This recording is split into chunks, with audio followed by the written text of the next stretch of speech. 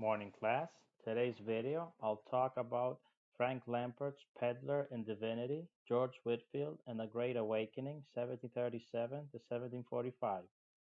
George Whitefield, born in 1714, was an Anglican clerk, evangelist, and one of the most influential individuals of the First Great Awakening in the British colonies in America. He first arrived in the colonies in Lewistown, Pennsylvania in 1739 and brought with him many copies of books and his own sermons, journals, and letters.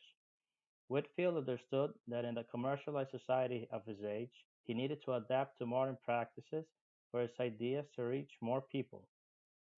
John Wesley, Whitefield's mentor, had traveled to Savannah, Georgia as a missionary and asked Whitefield to assist him. Accompanying him was the London businessman William Seward.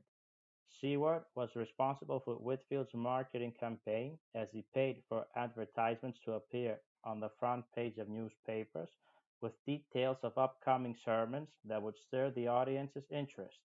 Whitfield also published third-person accounts reporting his sermons to advertise his ideas with a veil of impartiality. Out of the 14 newspapers of the colonies in the 1740s, the most aggressive promoter of Whitefield was Benjamin Franklin's The Pennsylvania Gazette.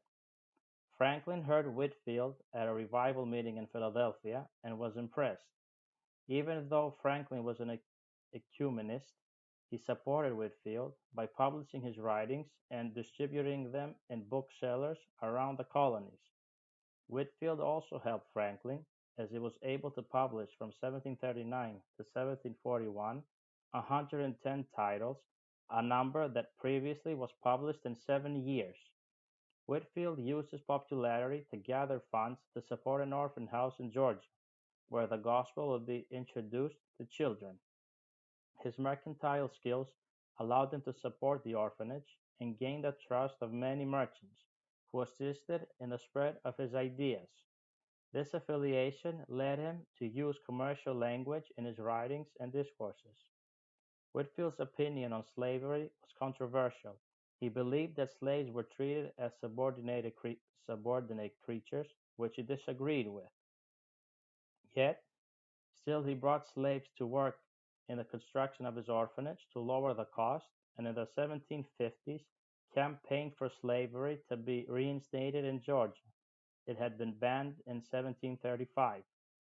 In 1770, Whitefield died in the parsonage of Old South Presbyterian Church in Newburyport, Massachusetts, and was buried in a crypt under the pulpit of this church.